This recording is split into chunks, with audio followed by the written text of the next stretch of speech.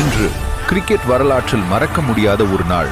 India Australia இரண்டு பெரிய அணிகள் மோதும் இந்த வரலாற்று சிறப்பு வாய்ந்த இறுதிப் போட்டி இப்போது தொடங்குகிறது. டாஸ் முடிந்துவிட்டது. முதலில் பேட்டிங் செய்ய போவது ஆஸ்திரேலியா அணி. ஸ்டேடியம் முழுவதும் பரபரப்பு. ரசிகர்கள் எழுந்து நின்று கைத்தட்டுகிறார்கள்.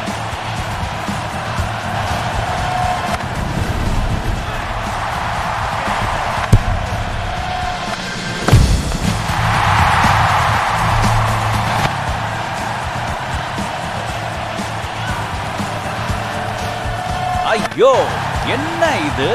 இப்படியா கேட்ச் விட்டுட்டாங்க? இது ரொம்ப எளிய கேட்ச்.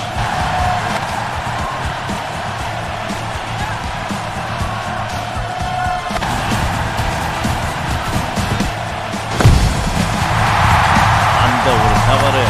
இதோ இன்னொரு பவுண்டரி. இந்தியாவின் பந்துவீச்சு சிறப்பாக இருந்தாலும் ஃபீல்டிங் இன்று கை கொடுக்கவில்லை.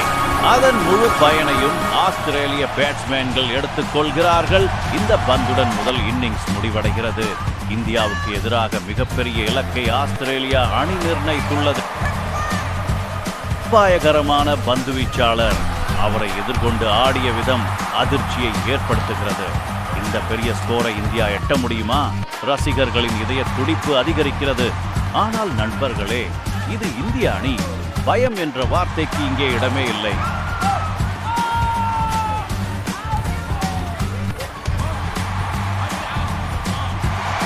இந்தியா சார்பில் களம் இறங்குகிறார்கள் ராம் மற்றும் ரஹீம். எதிரில் மார்ஷலின் புயல் போன்ற பந்து வீச்சு. மார்ஷல் ஓடுகிறார். இதோ பந்து. அபாயகரமான பவுன்சர். ராம் அருமையாக தவிர்த்தார். இந்த முறை என்னாக போகிறது? அவுட்டா அல்லது எல்லை கோட்டா? ராம், மார்ஷல், இந்த இருவருக்குள்ளான மோதல் இப்போது உச்ச கட்டத்தில். ஆஹா, என்ன ஒரு ஷாட்! இது பேட்டிங் இல்லை, பந்து வீச்சாளருக்கு கொடுக்கப்பட்ட சவால். விக்கெட்டுகள் விழுகிறது. அழுத்தம் அதிகரிக்கிறது. புதிய பேட்ஸ்மேன் மனோ களம் இறங்குகிறார். இது தனி மனித ஆட்டம் இல்லை, இது ஒரு அணியின் போராட்டம். ஒவ்வொரு பந்தும் முக்கியம். ஒவ்வொரு ரன்னும் மதிப்புள்ளது. இதோ கடைசி பந்து. வெற்றிக்காக தேவை 6 ரன்கள். ஒரு பக்கம் அபாயகரமான மார்ஷல், மறுபக்கம் இந்தியாவின் நம்பிக்கை ராம். பந்து வீசப்படுகிறது. ராம் ஸ்விங். ஆஹா, நம்ப முடியாத தருணம். இந்தியா வென்று விட்டது.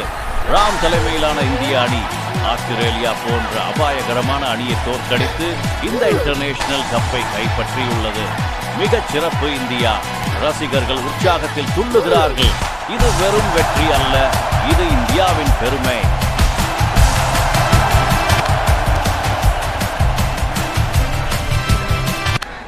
We won the match! Congratulations! Excellent teamwork. Thanks.